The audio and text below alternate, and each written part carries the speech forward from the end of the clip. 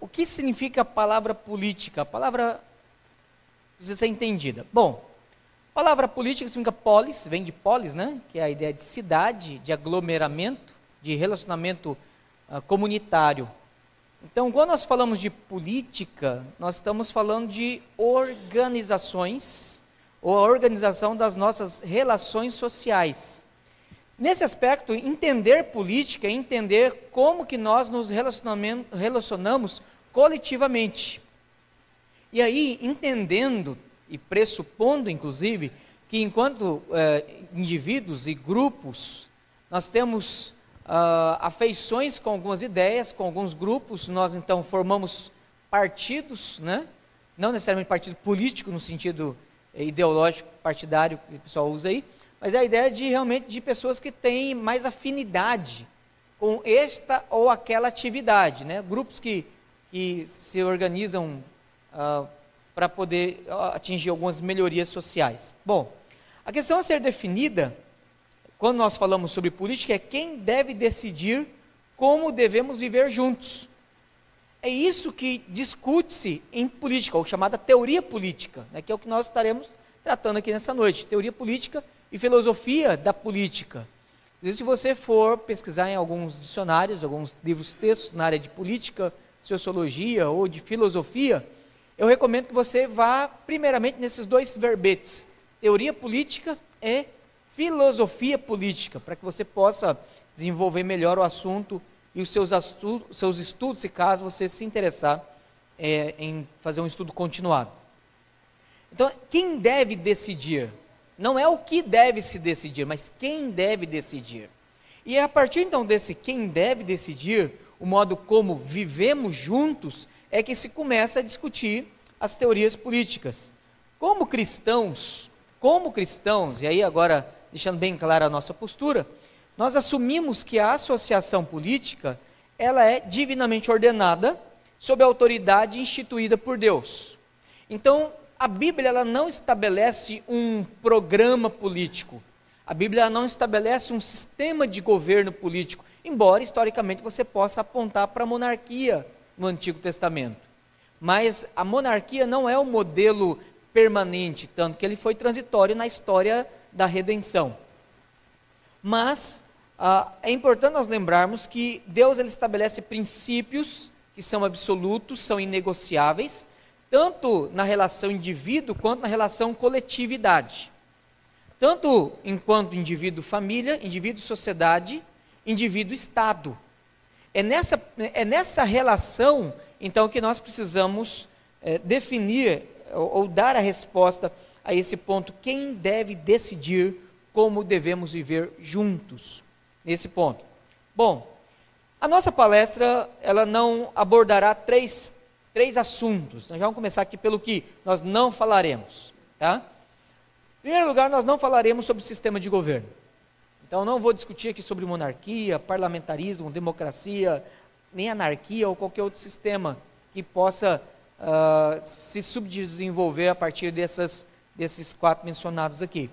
Em segundo lugar, nós não estaremos falando também de ideologia política ou sobre qual é o papel do Estado sobre o indivíduo nessa relação de esquerda, direita ou centrista. Então, eu também não vou entrar, embora em alguns momentos, inevitavelmente, eu estarei tocando, pressionando e contradizendo o marxismo, obviamente. Terceiro, nós não falaremos também sobre posturas históricas dentro do cristianismo. Tá? Você pode, por exemplo, mencionar que, maiormente, a partir, pelo menos de forma mais estabelecida, a partir do século VIII, até atualmente, a igreja, primeiro a igreja cristã, e aí depois na sua vertente católica romana, a igreja, então, nesse viés, ela é monarquista. Inclusive, a doutrina do chamado jus regnum, né, ou direito romano de governar, era uma doutrina formulada pela Igreja Católica. Tá? Então, ou seja, o rei ele é absolutista, ou ele era uma monarquia absolutista, porque a Igreja Católica dizia que o direito dele governar era um direito divino. Então, agir contra o rei era agir contra Deus. Então, essa é a tese católica romana. Os luteranos, historicamente, eles são erastianos, né? A ideia de que a igreja é o braço do Estado. O erastianismo ensina que a igreja não é paralela ao Estado, e nem subalterna ao Estado, ela é pior, ela é um braço do Estado. Então, da mesma forma que a igreja é obrigada a dar, dentro da igreja, o Estado, dentro dessa mentalidade erastiana, tá? Não confunda com marxismo. Dentro da mentalidade erastiana, o Estado ele era obrigado a dar segurança, o cuidado, a educação e etc. Era também obrigado a dar a religião. Então, a religião era braço do Estado. Os pastores e o clérigo em geral eram funcionários do Estado. Tá? Então, essa é a predominância naqueles países em que igreja-estados ou a igreja estatal é chamada de erastianismo. Também nós não estamos falando sobre a perspectiva de Calvino, que foi predominantemente republicana ou parlamentarista, tá? E nem dos anabatistas, que foi predominantemente separatista e, em muitos casos, anarquista, embora a anarquia, nós sabemos que surge na Itália, século XVIII para o século XIX, mas a anarquia, não como sistema teórico, mas como sistema já praticado, começa no século XVI, com o movimento dos camponeses na Alemanha, quando um grupo de anabatistas começam a agredir e a invadir terras e a matar proprietários, senhores e igrejas e assim por diante. E a postura separatista, ou seja, de que o cristão não deve se envolver em assuntos do Estado, o cristão não deve inclusive assumir cargos estatais ou públicos. Essa é a mentalidade separatista que foi ensinada pelos anabatistas, que hoje inclusive ainda é adotada pelos testemunhos de Jeová, embora não é uma religião cristã, mas ainda é por ele, e por alguns grupos nos Estados Unidos chamados de Amish, e ainda também por alguns grupos menores de menonitas, que são grupos separatistas. Mas, em geral, existe de certa forma na mentalidade evangélica, e aí falando brasileira, uma mentalidade separatista, que é um separatismo incoerente, né? As pessoas não podem falar de política, as pessoas não podem discutir política, as pessoas não podem se envolver em política porque a política é algo profana, né? Não é essa mentalidade geral, né? A política é algo ímpia, a política é algo secular, é impura. Então você como cristão não deve se envolver com política. Bom, se você não se envolve com essa mentalidade, você está fazendo de forma errada. Você pode ter o direito de não envolver-se por outros motivos teóricos. Mas se for por essa via, você está errado. Bom, mas esse não é o nosso ponto. Nós não estaremos falando sobre sistema, nem ideologia, nem as posturas históricas do movimento cristão, ou dentro dos movimentos, dentro do cristianismo. Trabalhamos agora aqui algumas premissas para que a gente possa dar os próximos passos. Em primeiro lugar, é impossível nós não falarmos de política. E aqui eu quero fazer uma confissão, né? Até uns 5, 8 anos atrás, política era um negócio que não me atraía muito. Tá? E parece-me que esta ainda é a postura de muitos colegas pastores, presbíteros e membros de igreja, a não ser aqueles que são, no sentido ruim, inclusive politiqueiro, né? Mas a política é um assunto que não interessa muita gente. Eu fiquei feliz quando fui convidado para trazer esse assunto, porque eu já tenho escrito, traduzido, fiz até um vídeo agora recentemente, já estou preparando para fazer um outro, né? Que discute o assunto, para tentar provocar o debate, a reflexão e, se eu conseguir, o engajamento dos irmãos para trazer para o cenário de discussão realmente e de comprometimento político com uma cosmovisão cristã reformada. Tá? Não é apenas incentivar as pessoas a se candidatarem a cargos políticos. Eu não tenho essa pretensão. A minha ideia é realmente de termos pessoas que sejam alfabetizadas politicamente. Eu tomei isso como um desafio para mim. Eu tenho então o desejo de, quanto maior número de pessoas, esclarecer, conscientizar, desafiar e trazê-las ao engajamento político com discernimento teórico. Não é dizer assim, eu sou do partido A, partido B, partido C, eu voto, eu vou sair candidato. Se você faz só isso, você ainda continua um analfabeto político atuante. Tá? Está apenas teatralizando dentro do cenário político brasileiro. O meu desejo sincero e teórico é de trazer essa discussão. Primeiro, porque todos nós somos, todo ser humano ele é gregário por natureza. Não adianta você dizer assim, eu não quero saber o que o Congresso está decidindo, eu não quero saber o que a PEC está decidindo, eu não quero saber o que a Comissão Nacional de Direitos Humanos está decidindo, a CNDH, eu não quero saber o que a CNDH está decidindo, eu não quero saber quais são as brigas que estão acontecendo, eu não quero saber de disputa política. Inclusive, quando alguém lá na minha rede social começa a compartilhar alguma coisa sobre política, eu já deleto. Bom, se você tem essa postura, eu quero dizer que você é alguém comprometido pela omissão de promover a corrupção no Brasil. E de comprometer a ignorância, de perpetuar a sua ignorância, a ignorância da sua família e a ignorância dos irmãos. E você está sendo absurdamente irresponsável como cidadão do reino de Deus nesse mundo. Permita-me fazer apenas um levante teológico para justificar a minha afirmação aqui. Em teologia bíblica, nós falamos que existem 3 mandatos. Lembra? Mandato espiritual, que é a nossa relação, pacto das obras e pacto da redenção, o pacto da graça com Cristo Jesus. E que devemos então viver o reino de Deus, a fé, uma ética cristã, apregoar o evangelho, né? Viver tudo para a glória de Deus. Então nós estamos vivendo o mandato espiritual, nos reunindo quanto igreja, vivendo como crentes, né? Tendo a nossa cultura evangélica, que não pode ser uma cultura de gueto, e assim por diante. Mas existe um segundo mandato, que é o mandato cultural, e aí envolve a educação, o engajamento da igreja, dos cristãos com a educação, com a artes, com a cultura, com o aprendizado, com o desenvolvimento da melhoria do conhecimento, e assim por diante. É o mandato cultural. Mas existe um terceiro mandato, que é o chamado mandato social. O mandato social entra o assunto política. Entra o assunto política.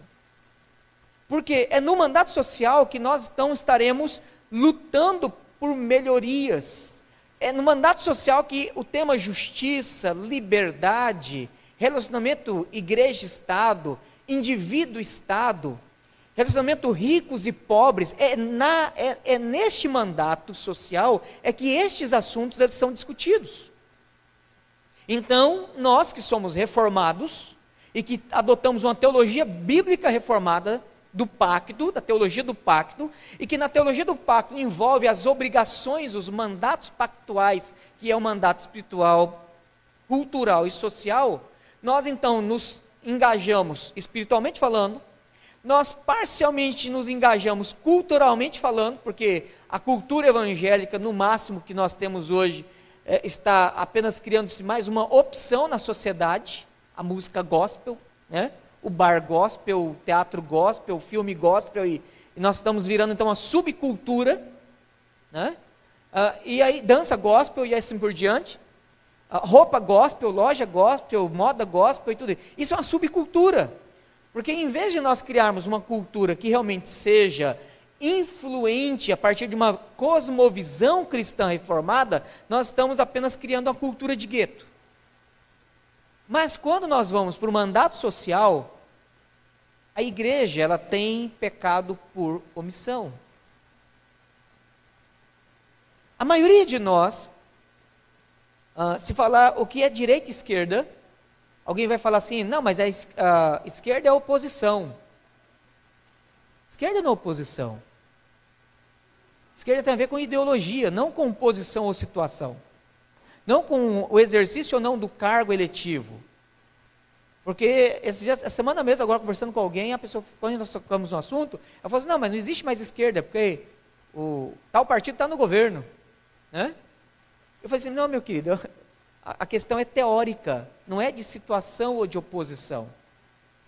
É claro que durante muitos anos a esquerda foi oposição, mas eu não posso confundir oposição com cargo eletivo.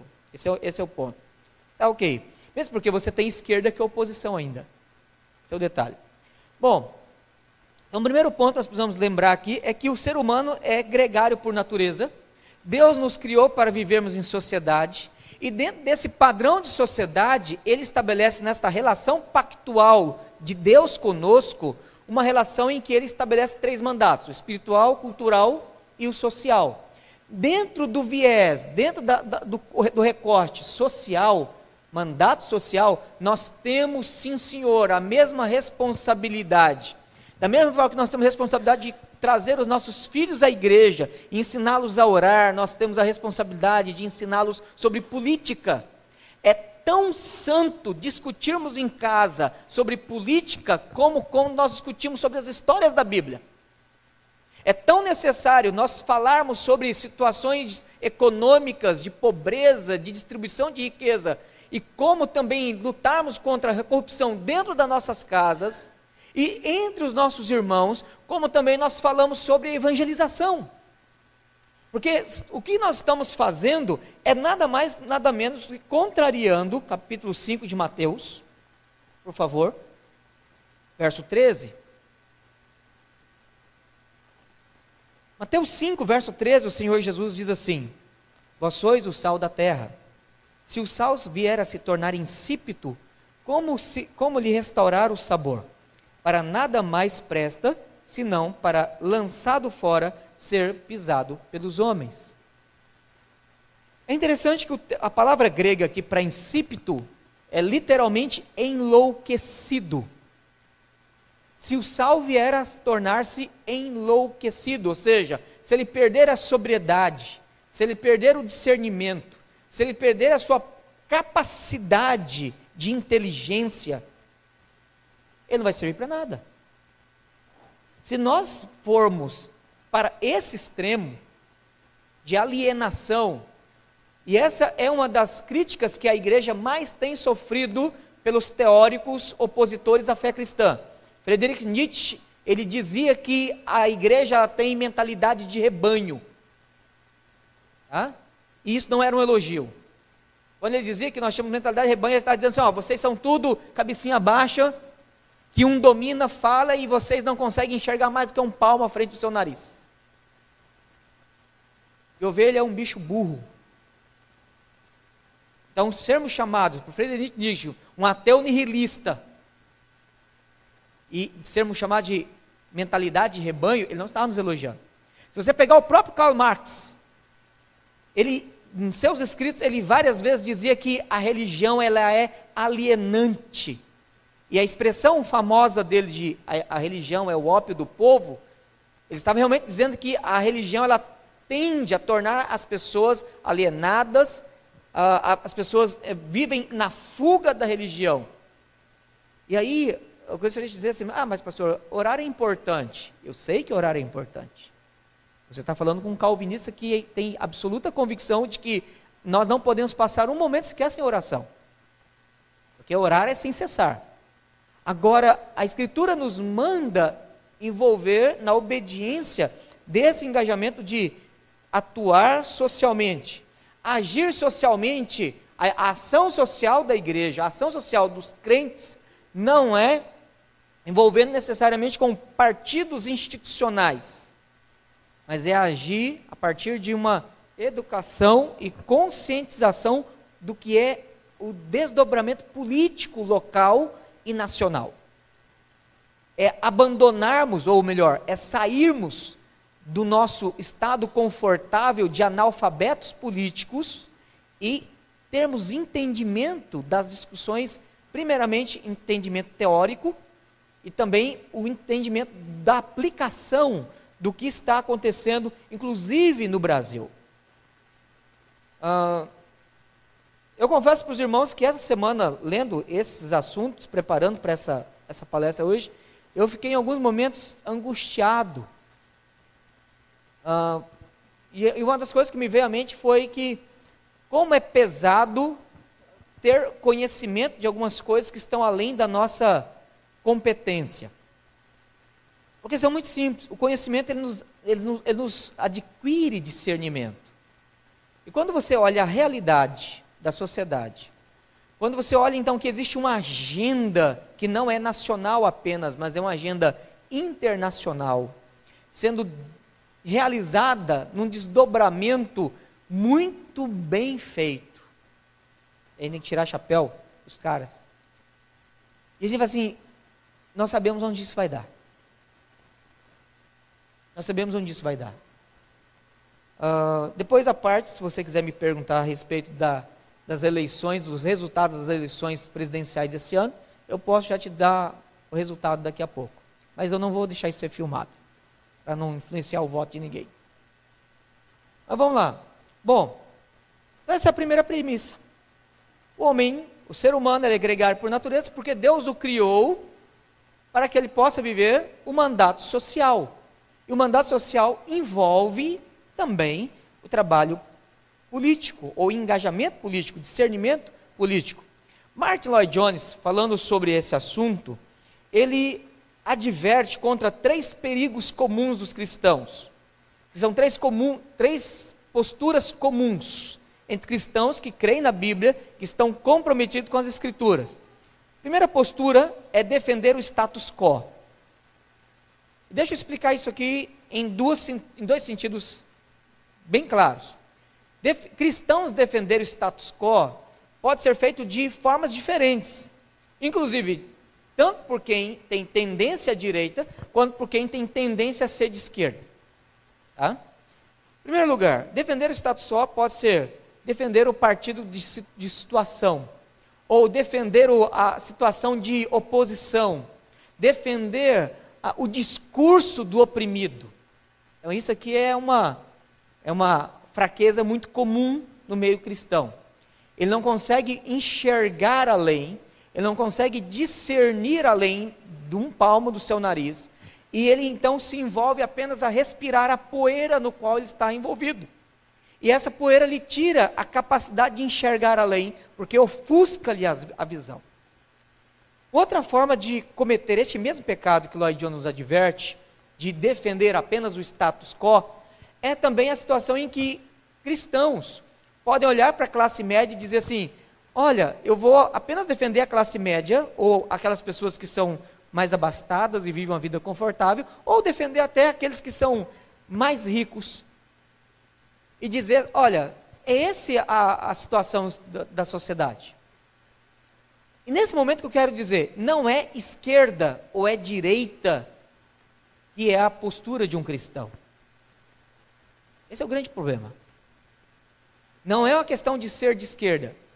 Ser de esquerda é ruim. Se você for marxista, é um problema. E não existe opção de esquerda não marxista. Então o meu problema com a esquerda não é ser esquerda em si ou a política de esquerda, é a base teórica marxista. Ou neomarxista, e também é pior, é ruim, que é o chamado, também às vezes chamado de marxismo cultural. Nós vamos mencionar ele daqui a pouco. Mas é o marxismo em si enquanto teoria. Não é as propostas, porque se você falar assim, mas a esquerda fala a respeito do pobre, de ajudar o necessitado, o oprimido, você é contra isso? Você já se viu sendo confrontado com essa pergunta? Mas não, eu não sou. Então por que você não adota a política de esquerda? Porque eu não sou de esquerda. Mas se você não adota, mas se você é a favor da igualdade social, você é a favor de ajudar o oprimido, o pobre, o necessitado, né? E a Bíblia fala que nós devemos ajudar. Por que você não é de esquerda?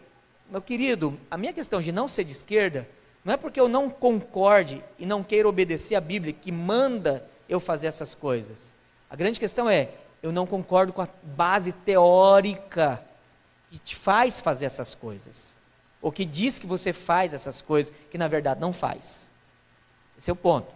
Bom, a questão de direita, que às vezes é chamado de libertarianismo, ou conservadorismo político. Tá? Quando nós falamos de ser de direita, eu falei que eu não ia falar isso, mas estou acabando falando, né? Ser de direita, às vezes as pessoas pensam assim, ser de direita é não ser de esquerda. Não ajuda muito, né? Tá. A questão de ser de direita, mas ser de direita é ser capitalista. Aí você já vai para um discurso econômico. Não. Ser capitalista é uma questão de discurso econômico. Eu estou aqui falando de teoria política. Nós não podemos confundir o que é direita e o que é capitalismo. São duas coisas diferentes, embora necessariamente andarão juntas. O ponto é que ser de direita é defender a liberdade social do indivíduo e da família. Esse é o ponto. Quanto menor interferência estatal, você é de direita. Quanto maior interferência estatal, você é de esquerda. A esquerda, ela é tendenciosamente defensora do totalitarismo enquanto governo sobre o indivíduo. Tá? Então, a esquerda, ela menos liberdade indivíduo, menos liberdade família, maior autoridade, maior poder estatal. Direita, quanto menor influência, intervenção do Estado no indivíduo, na família. Deixa eu dar um exemplo. Lei da palmada. O que é a lei da palmada? É uma lei de mentalidade de esquerda, mentalidade estatizada. Porque a sua relação privada, a sua relação íntima, familiar, ou o modo como você vai educar o seu filho, a orientação sexual que você vai dar para o seu filho, o padrão ético que você quer inculcar no seu filho, é necessário o uso da violência comedida. Até a própria palavra violência se tornou politicamente incorreta, né? Você usa de violência com seu filho? Quando você usa uma varinha, você está usando de violência. Mas é uma violência comedida. É uma violência educacional. Ela não é agressão. Esse é o ponto. Nós vamos mais para frente tocar nesse assunto, mas deixa eu já fazer a advertência agora para eu não ser mal compreendido. Uma das coisas que está acontecendo nesse grande programa de reengenharia social, meus irmãos, nós estamos aqui no Brasil sofrendo um processo de engenharia social. Isso acontece de várias formas, na escola, filme, novela. Quem gosta de novela. Discurso, jornal e a mídia em geral. Por exemplo, deixa eu te dar um exemplo de engenharia social. Engenharia social, quando você consegue, por exemplo, mudar semanticamente o discurso de uma pessoa. Quando surgiu o debate sobre homofobia, eu vou dar um exemplo mais fácil, menos controverso. Até a década de 80, se você pegar dicionários mais antigos, até a década de 80, palavra casamento, verbete casamento. A união entre duas pessoas, união entre um homem e uma mulher, numa relação, pacto de sociedade, etc. Se você pegar a Constituição, que é da década de 80, o artigo lá que fala sobre casamento é a união entre um homem e uma mulher. Se você pegar os dicionários da década de 90 para cá, houve uma mudança sutil, que foi desapercebida pelos lexicógrafos, ou intencionalmente alterada pelos lexicógrafos. A palavra casamento, você pode pegar agora em qualquer dicionário que você quiser. A palavra casamento agora é a união de duas pessoas. Isso chama-se engenharia social. É quando você muda conceitos, para você alterar valores, você confundir convicções e você mudar, não só definições, você muda o comportamento não só do indivíduo, mas da coletividade. E chama-se engenharia social. Estou dando um exemplo. Outro exemplo agora, voltando à questão da homofobia. Homofobia é ódio discriminado, público, ou sentimento, agressão, oposição, mas tem a ver com algo que envolve realmente o ataque, quer ideológico, verbal ou ofensivo. Isso é homofobia. O que os caras estavam tentando fazer? Redefinir. Qual é a definição que eles porque ainda não conseguiram vencer, ainda estão usando para homofobia?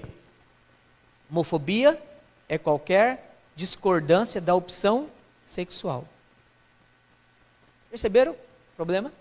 Quer dizer, homofobia deixou de ser o desprezo, homofobia deixou de ser a agressão, a homofobia deixou de ser o ataque e passa a ser discordância. Então o fato de você dizer para ele que você não concorda com a postura, conduta ou prática sexual dele, você já é homofóbico. Nós temos aqui quem é da área de direito, né? E sabe muito bem que algumas leis, os nossos legisladores, que são homens altamente despreparados, né? Eleitos pelo populismo manipulado, midiático, né? E que vão para lá fazer leis contra nós, em muitos casos, e nesse caso da antiga, agora engavetada, pelo menos por enquanto, PL 122, é um absurdo, porque assim, a ideia era simplesmente você discorda, então agora você já é homofóbico. Esse é o ponto. Então nós estamos passando por um processo, mas isso são coisas pequenas. Isso é parte de uma agenda muito maior que está sendo realizada. Bom, voltemos aqui para o desenvolvimento do nosso assunto. Eu não posso defender o status quo, mesmo que ele seja aparentemente favorável à igreja, porque esse foi o grande pecado da igreja alemã nos dias de Adolf Hitler. O entendimento de que toda autoridade é instituída por Deus, mesmo que essa autoridade ela seja anticristã na sua conduta, eu devo me submeter a ela e defender o status quo? Não. Aí entra o princípio de liberdade civil e o dever de resistência ao Estado. Bom, mas esse é outro assunto para um outro momento. Segunda advertência que Lloyd Jones ele levanta é o radicalismo focado na reforma política.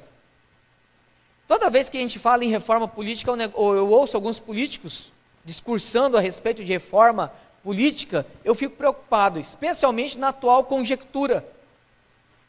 E nós estamos passando por ela. Porque a grande questão é, o grande perigo das tendências de reforma política, que nós temos visto aqui na América Latina, é de indução para o totalitarismo estatal. Se você observar, por exemplo, a Venezuela, todas as reformas políticas que aconteceram lá nos últimos 10 anos, todas foram dando plenos poderes para o presidente. Então, deixando de ser um sistema democrático, parlamentar, e tornando-se um sistema presidencialista. O fato de termos presidente da República não torna o nosso sistema presidencialista. É diferente. Isso é uma coisa que nós precisamos entender. Por exemplo, agora, recentemente, o nosso Congresso aprovou uma lei, né, inclusive desmoralizando as Forças Armadas brasileiras, que foi a lei que autoriza o presidente da República a convocar e a mobilizar no Brasil forças armadas estrangeiras sem consultar o Congresso. Essa lei foi aprovada. Sabiam disso? Isso foi aprovado, tem 1 mês e pouco. Então assim, novamente você tem uma totalitarização do Estado, sem consulta a plebiscito, sem consulta ao povo, sem consulta aos representantes do povo, sistema democrático representativo, que é o Congresso. E assim por diante. Então, todo radicalismo focado em reforma política com tendência totalitária, ela é perigosa. E é o que nós estamos vendo acontecer na América Latina e também no Brasil. Uma outra postura que Lloyd Jones adverte é a alienação. É a preocupação exclusiva com as coisas espirituais. Né? E nós já mencionamos, os anabatistas historicamente seguiam essa perspectiva, essa postura. E isso é algo que nós não podemos fazer. Dizer assim, eu não vou me preocupar, porque o que o Estado fizer é o que Deus quer. Eu não vou me preocupar porque o que há de ser, vai ser. Eu não vou me preocupar porque eu sozinho não consigo mudar nada. E essa é uma postura errada. Bom, para que nós possamos entender um outro ponto, nós precisamos, então, pensar aqui em numa outra premissa que ela é importante. Eu falei que política é a relação indivíduo, família, sociedade e Estado. Quando nós falamos, então, dessa quadrúplica relação, nós precisamos entender o seguinte: qual é o valor do indivíduo? Qual é o valor do indivíduo? Existem basicamente 3 teorias gerais. A primeira teoria é o comunitarismo. O comunitarismo, ele diz o seguinte: o indivíduo não tem valor nenhum. Tá? Comunitarismo diz o seguinte: o indivíduo ele não tem valor básico. O indivíduo ele não tem direitos básicos. O Estado e a comunidade é que devem decidir pelo indivíduo. Então, se a comunidade, o coletivo, a coletividade, e aí a partir de agremiações, sindicatos, grupos, qualquer grupo que seja, ou o Estado, então, decide, o indivíduo ele não tem a quem recorrer, porque a proposta é de que o indivíduo só tem valor dentro da comunidade. O indivíduo só tem o valor utilitarista, aí é onde vai para o utilitarismo, para o Estado. Nesse aspecto, você tem alguns grupos históricos que adotaram o comunitarismo. Bom, até o próprio termo, por similaridade, o comunismo, o fascismo e o nazismo. Essas 3 propostas políticas, elas são comunitaristas. Porque o indivíduo ele não tem valor em si mesmo. Então o indivíduo ele é descartado. Não é só o indivíduo. Grupos dentro da sociedade eles são descartáveis. Tá? Esse é um ponto.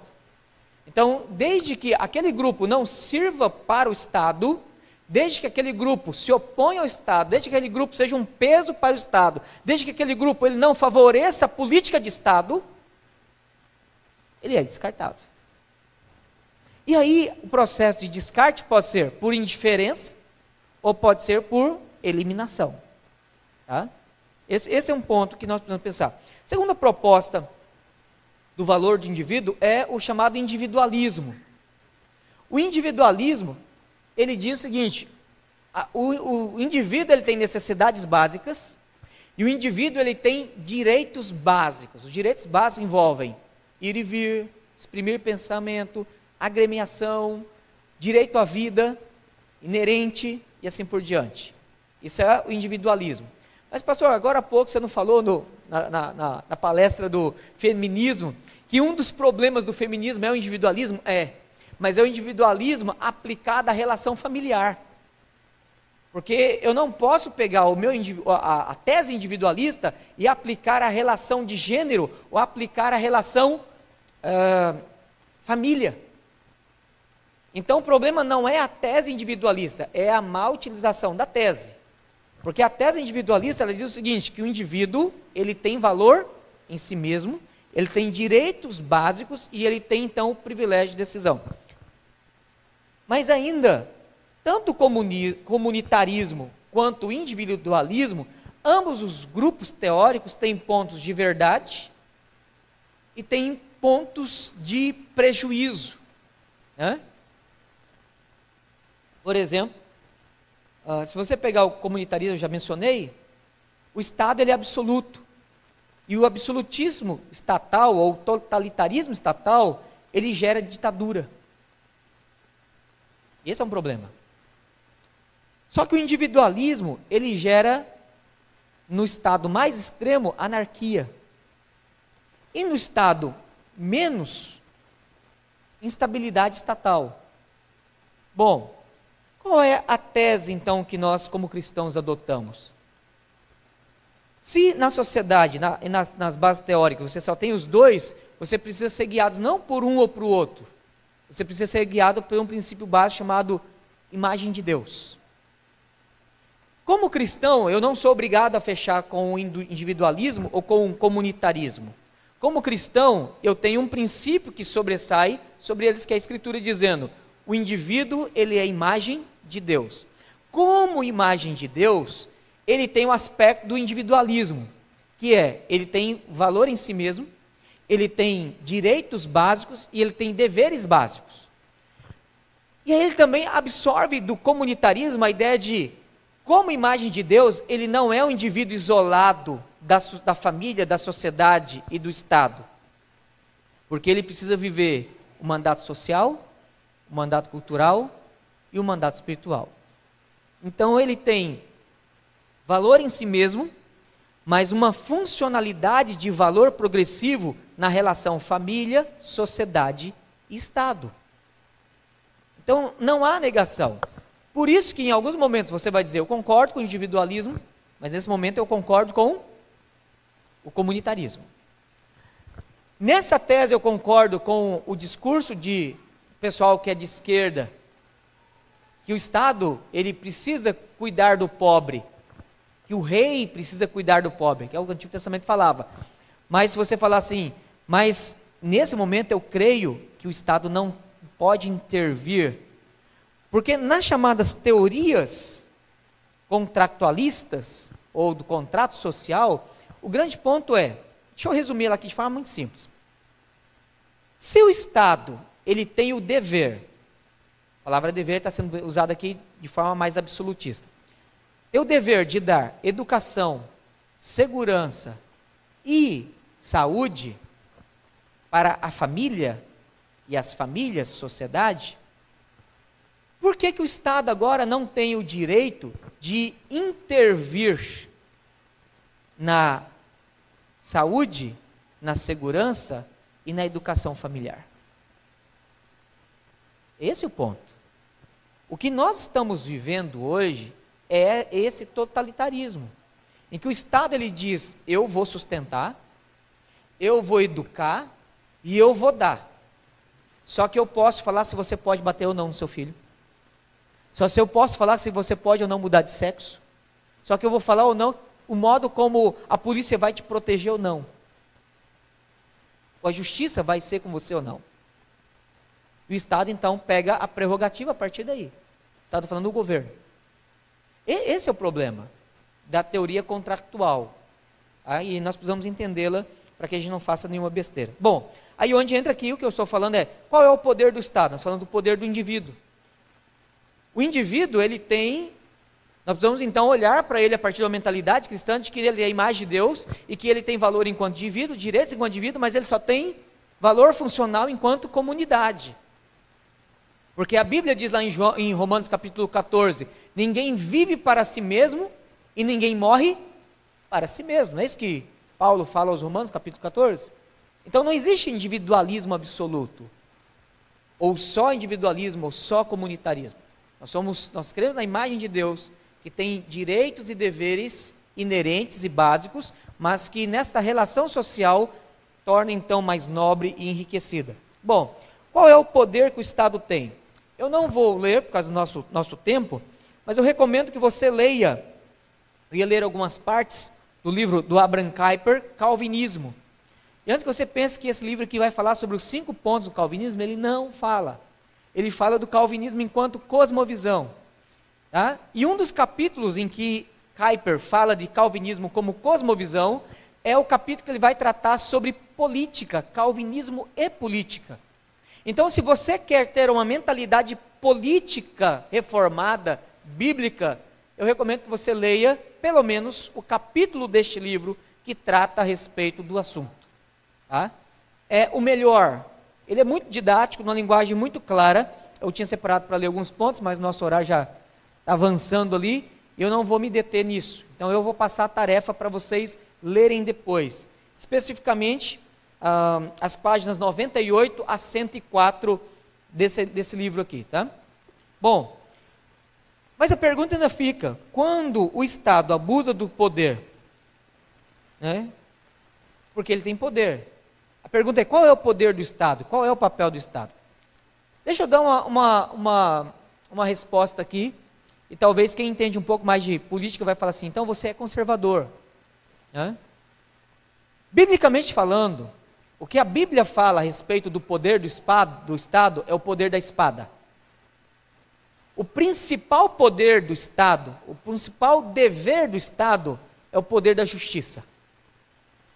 É o poder de estabelecer justiça. O Estado não tem obrigação, eu vou falar um negócio aqui que, como você nasceu no Brasil, e no Brasil, desde a década de 80, nós temos passado por uma engenharia de esquerda, né? Em que o Estado tem se tornado uma mãe para nós.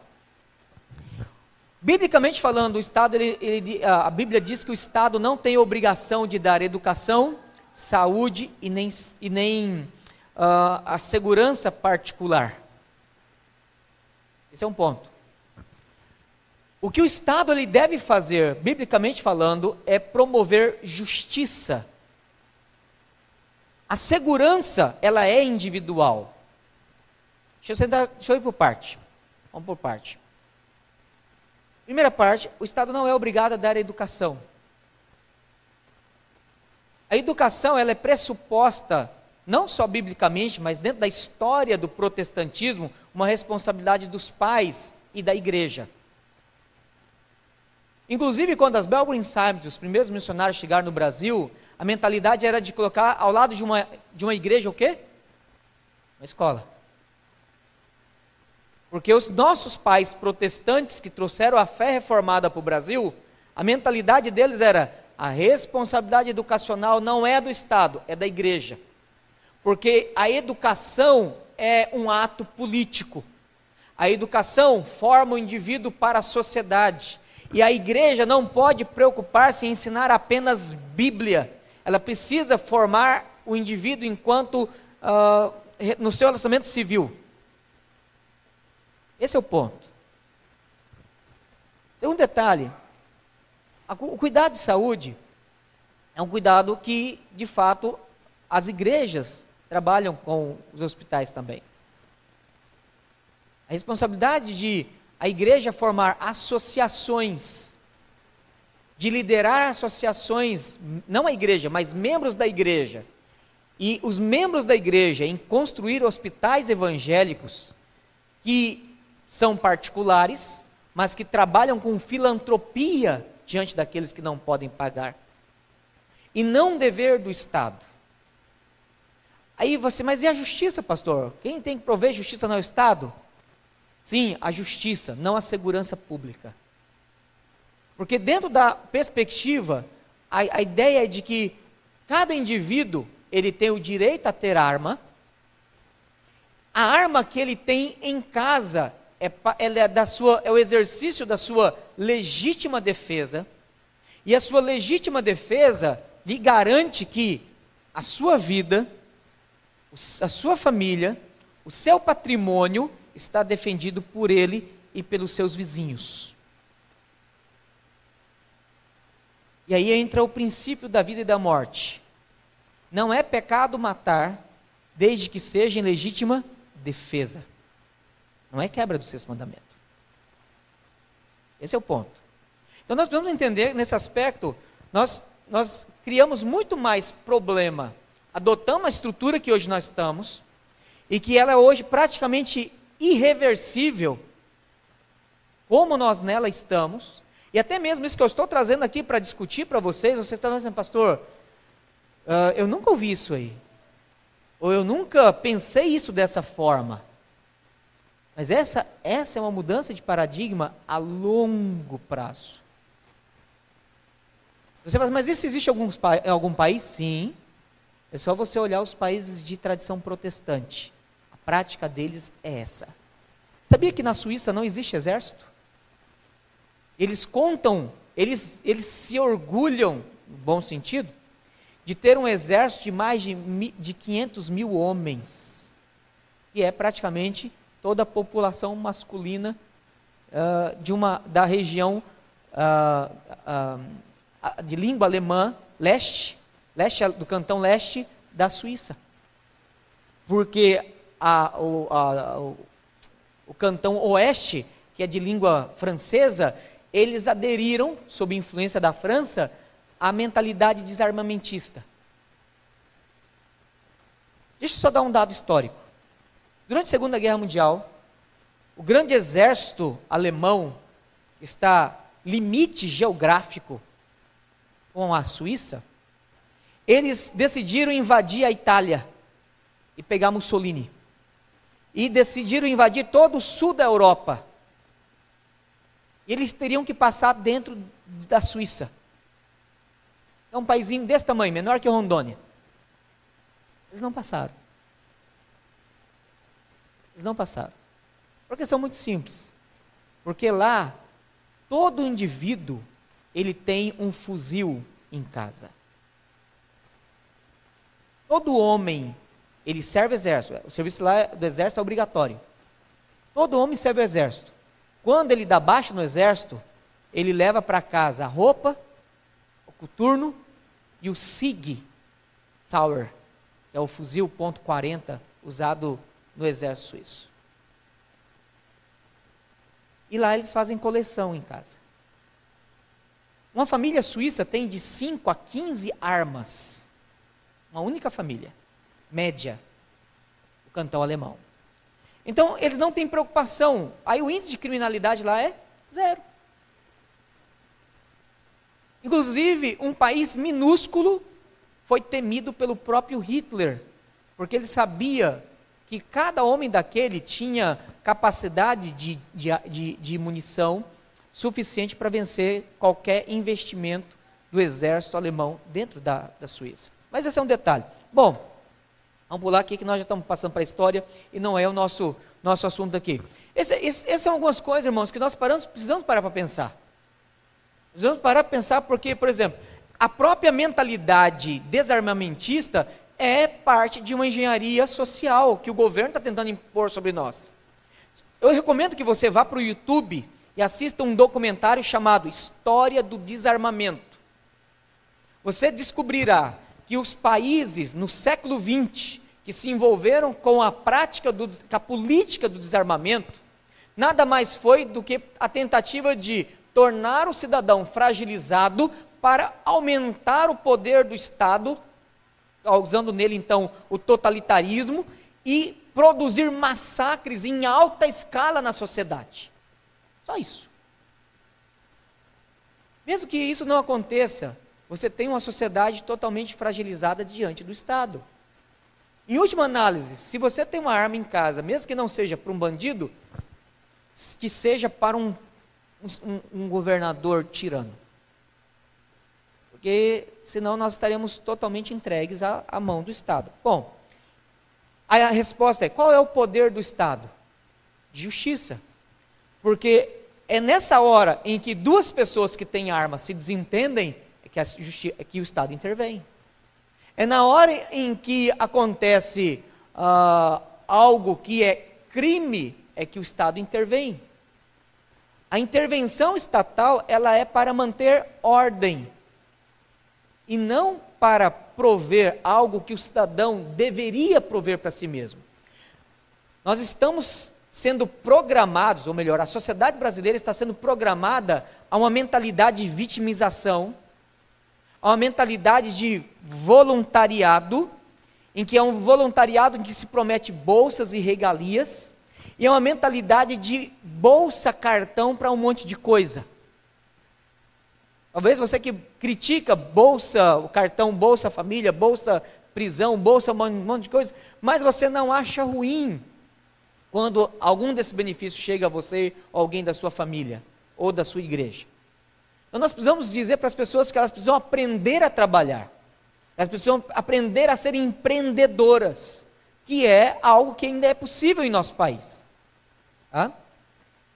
O poder do Estado é de influência mínima nesse aspecto. A defesa, e aí nós partimos para outro ponto que é, quais são os princípios políticos compatíveis com a fé cristã? Deixa eu dar só alguns exemplos aqui, porque nosso tempo já está chegando no limite. Em primeiro lugar, é compatível com a fé cristã o princípio de propriedade privada. Em outras palavras, o que é seu, não é do Estado. Não sei se você sabe, nós vivemos num país em que o que é nosso, na verdade, não é nosso. O terreno da sua casa não é seu, é do Estado. Se o Estado quiser construir uma rua onde está a sua casa, ele te desapropria e faz a rua. Então, não existe inerência de propriedade. Quando você vai para o Antigo Testamento, lembra lá na divisão de terra? Se o camarada ele entrasse em dívida, ele poderia pegar o terreno dele e fazer o quê? Pagar a dívida, certo? O cara que pegava a dívida, trabalhava na terra dele os 7 anos, no final dos 7 anos, que era o ano de jubileu, tinha que fazer o quê? Devolver. Porque a terra não era dívida perpétua, era do dono anterior. Então, aí você não tinha problema de sem terra, problema de sem teto, problema de injustiça social. Você tinha a quitação da dívida, inclusive com juro, dependendo da situação, o próprio devedor trabalharia como escravo para poder pagar a dívida, se caso a produção da terra não fosse suficiente. Mas depois de 7 anos, não somente a terra, mas ele como escravo também seriam livres. Então, esse é um ponto que nós precisamos parar para pensar. Que, como eu falei agora há pouco, nós vivemos uma estrutura que isso hoje não é possível. Mas nós precisamos, pelo menos, provocar a discussão. Deixe-me dar um exemplo aqui, para que você possa ficar um pouco mais confortável. Se você tem terrenos que não tem nada construído, se você tem mais de uma casa e uma delas você não usa, obviamente, você mora só em uma. Se você tem uma casa que é muito maior do que a sua necessidade, que tipo assim, né? É só você e sua esposa, e a casa ela tem 700 metros quadrados, 3 quartos, 4 quartos, 3 banheiros, 2 suítes, né? Um terreno lá de 20 por 40. 18 de fevereiro, agora, 2014, o Movimento Sem Terra esteve em Brasília e teve uma audiência não agendada com a nossa presidente. Nessa audiência, foi estabelecido um novo programa de atuação do Movimento Sem Terra. Eles não foram propor, eles foram comunicar. O Movimento Sem Terra hoje, ele não se ocupa ou não se dedica mais a invadir terras que teoricamente são improdutivas. E nós sabemos que eles invadem muito mais. Agora, no novo programa político do MST, eles criaram o que eles chamam de urbanização. Na proposta, é muito simples. Se você tem um terreno, se você tem uma casa que você não ocupa, ou se a casa que você vive não cumpre função social, a expressão é essa, não cumpre função social, ou seja, o terreno está lá, você não constrói e não mora nele. Você tem mais de uma casa, mora só em uma, a outra é apenas para enriquecimento do seu capital, você é capitalista, odiado pelo povo.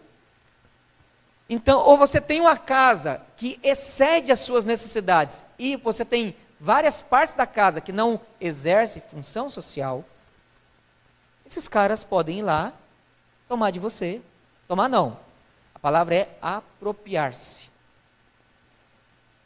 Eu vou dizer um negócio para você. Se você recorrer ao juiz, talvez na primeira instância você ganha, mas vai subir. E para você tirar um cara que invadiu a sua casa, quem sabe, quem já mexeu com invasão aqui, sabe como funciona e como que é ruim o negócio, vai subir e vai subir. E na hora que precisar alguém lá em cima que concorda e consente com a urbanização proposta pelo MST, eu quero dizer para você que infelizmente você vai perder a sua casa e o seu terreno. Essas são algumas políticas que o Estado tem, o governo federal tem endossado. E é algo que nós estamos andando nelas. Bom, direito de propriedade privada é um direito cristão, bíblico. O marxismo é quebra do 8º mandamento nesse aspecto. O 8º mandamento diz o quê? Não furtarás. A tese básica do marxismo clássico era o seguinte: lutas de classes através da revolução. Ou seja, o proletariado pode tomar a força, usando e lançando mão de armas, se necessário, inclusive matando a burguesia, para que a burguesia pare de oprimir e agora haja uma distribuição de renda pela apropriação do proletariado do patrimônio burguês. Como é que chama isso? Assassinato, sexto mandamento, e furto. O que é quebra do oitavo mandamento? É roubo. Então, é princípio cristão a propriedade privada. O que é teu, é teu.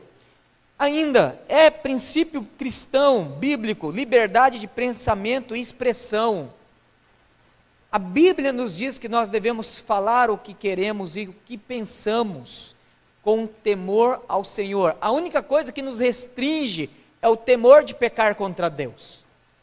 Mas nós podemos falar contra quer quem seja, desde que não seja pecando contra Deus. Importa obedecer a Deus antes do que aos homens, disse o apóstolo Pedro lá no livro de Atos. Então, eu preciso deixar bem claro isso aí. Censura deve ser algo que o Estado deve aplicar apenas num caso de imoralidade ou de violência gratuita, mas não no sentido de discordância ideológica dele. Ainda um outro exemplo, a não interferência do Estado na moralidade privada, que eu já mencionei agora há pouco, a questão da lei da palmada. Ou uma teoria política que não seja moral e doutrinariamente anticristã. Eu não vou citar nome de partido aqui, não é a nossa proposta, mas eu não consigo entender como que membros de nossas igrejas conseguem se filiar a alguns partidos, especialmente de esquerda, e que você, quando abre lá o site do partido e vê lá o programa político, endossa aborto, casamento gay, eutanásia ativa e vários outros programas que são frontalmente antibíblicos. E aí eu lembro de 2 Coríntios capítulo 6, que diz que nós, os filhos de Deus, não podem se associar. E a gente usa esse texto só para casamento misto, mas esse texto fala também de qualquer tipo de associação ímpia. Esse é um ponto que nós não precisamos explorar nas nossas conversas. Bom, encerrando já com atraso, como o cristão então deve redimir ou transformar a sociedade? Miqueias 6, verso 8, fala que nós devemos viver com justiça e obediência a Deus. Eu quero levantar 9 pontos apenas, e vou apenas citá-los, porque nós não teremos tempo de comentar cada um deles. Em primeiro lugar, engaje-se na alfabetização política. Você mesmo deixe de ser um analfabeto político. Entenda essas terminologias, procure entender teoria política, procure entender filosofia política, procure entender política internacional, procure entender o que está acontecendo no nosso país. E quais são as ideologias daquele partido. E qual tem sido a prática dessas políticas. Em política internacional, eu recomendo que você estude sobre PNDH, que é Plano Nacional de Direitos Humanos, que é um projeto que não surge aqui, mas vem da ONU, que tem coordenado vários outros países. Eu recomendo que você procure se informar sobre o chamado Fórum São Paulo, que é hoje o principal órgão articulador da esquerda nas Américas. Você então procura entender essas coisas, e saber quem está envolvido, o que está sendo promovido, o que está sendo inculcado, defendido. Gente, eu não quero aqui levantar a teoria da conspiração, né? Dispensacionalista é que gosta desse negócio. Mas nós estamos vivendo um momento em que existe realmente uma conspiração e um programa em andamento. Não é coincidência que as mesmas brigas que nós estamos tendo no Brasil está acontecendo na Venezuela, no Chile, no Uruguai, na Argentina, na Colômbia, Peru e assim por diante. Esse livro do Gen Edward Waite, ele foi escrito em 1994, exatos 20 anos atrás. Eu vim lendo o capítulo dele sobre política dentro do ônibus na minha vinda para cá. Tudo, sem exceção, o que ele disse há 20 anos atrás lá nos Estados Unidos, é o que está acontecendo aqui no Brasil. há 20 anos atrás, o que está acontecendo, o que está sendo implantado aqui no Brasil, estava sendo implantado lá nos Estados Unidos. O que há quase 50 anos atrás, do que está sendo implantado aqui no Brasil, estava sendo implantado na Suíça. E existe uma rede, existe uma agenda que está administrando esse negócio. Então, engaje-se em informar-se a respeito desse assunto. Não só teoria básica política, mas do que está acontecendo. Segundo, entenda a incompatibilidade da fé cristã e o marxismo. E aí, se você ainda não assistiu, deixe-me deixar a falsa humildade do lado aqui, né? Mas assista o vídeo que eu fiz. Está no YouTube e o título é esse mesmo. A incompatibilidade da fé cristã e o marxismo. Embora eu fale ali do marxismo clássico, não estou falando do marxismo cultural. Eu vou ter que fazer um outro vídeo sobre marxismo cultural, porque algumas críticas que eu recebi foi que o pessoal pensou que eu estava falando do marxismo cultural. Então, assista esse vídeo. Ele é 50 minutos de aula, em que eu levanto 5 pontos de incompatibilidade, e são 5 pontos pétreos, basilares, que são frontais à fé cristã. Terceiro, coerentize cada área da sua vida com a cosmovisão cristã, especialmente a sua política. Não seja religiosamente calvinista e politicamente marxista. Não seja teoricamente calvinista e educacionalmente gramsciano ou freiriano.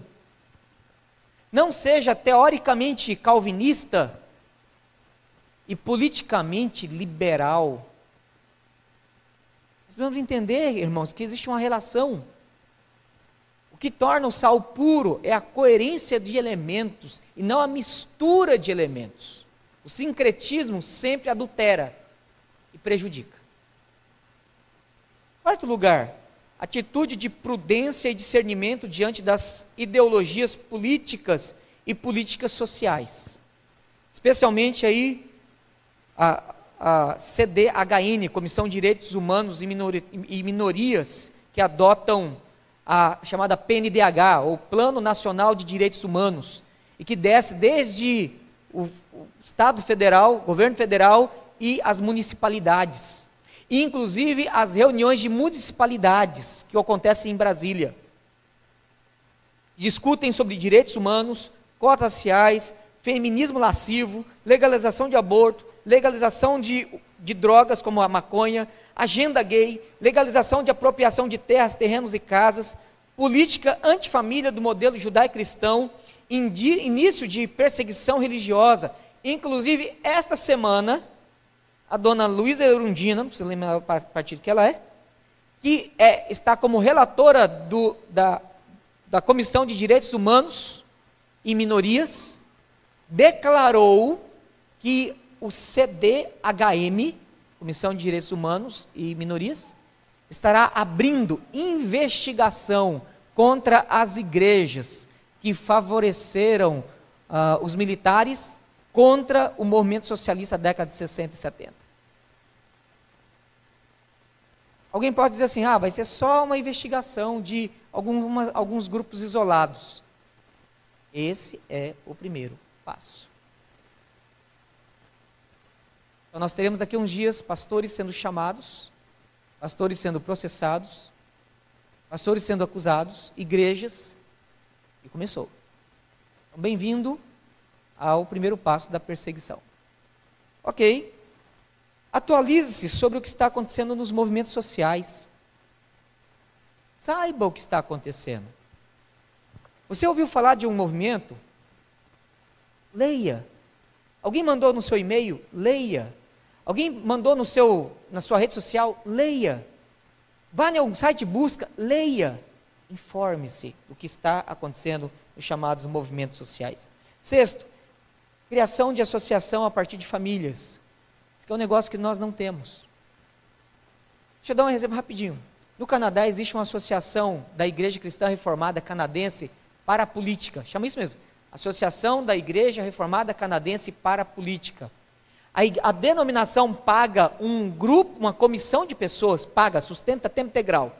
Um grupo de pessoas em que eles vivem, o trabalho deles, a formação deles é jurídica, eles trabalham para tempo integral para a denominação, peneirando todos os projetos leis no Canadá que são anticristãos, e eles então já formulam para que a plataforma conservadora possa ter embasamento teológico, filosófico, para refutar qualquer proposta anticristã. Mas isso é feito a partir de uma associação.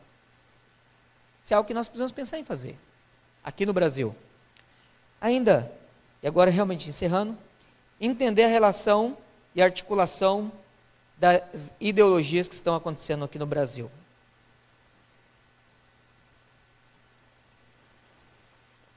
Como eu falei, existe um programa em desenvolvimento. E quando a gente vê assim, por exemplo, o que aconteceu agora, recentemente, de ontem para hoje, lá em Pernambuco, a questão da greve dos PMs e o vandalismo, a barbárie, né, sendo executada, aí você fala assim, tá vendo? A culpa é da polícia. A polícia faz... Quer dizer, os caras estão lutando para ter um salário melhor, equipamento melhor, melhor condições de trabalho. Fazem greve, o governo federal demora em mandar as Forças Armadas, propicia saque coletivo que foi instigado por alguém. Saque coletivo não acontece de graça. E aí a polícia é queimada, é odiada pela sociedade de bem, que paga impostos e que se vê numa situação de periculosidade saqueada, para se criar um caos na sociedade. E isso só fortalece uma mentalidade de favorecimento a um Estado totalitário. Foi esse mesmo programa que foi usado na Venezuela recentemente. A polícia é a bandida. A polícia é criminosa. A polícia é má. Mas olha só, esse é um exemplo de uma esfera da sociedade que está sendo incriminada pelo próprio Estado, que tem o poder da mídia, que tem o poder de fazer com que a mídia fale o que ela quer, para poder expor um grupo da sociedade, para causar caos, para gerar insegurança e para depois dizer, é o Estado o salvador da pátria.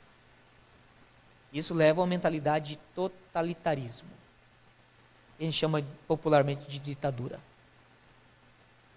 Irmãos, esses são alguns pensamentos e algumas coisas que eu quero trazer para que vocês reflitam, pensem, pesquisem, ouçam com discernimento o que eu falei aqui. Se eu falei algo que é em verdade, mereço ser repreendido. Se eu exagerei em alguma informação, eu preciso então ser corrigido. Mas o que eu peço a vocês é que honestamente pesquisem isso que eu falei aqui. Corram atrás, se informem, alfabetizem-se politicamente. Obrigado.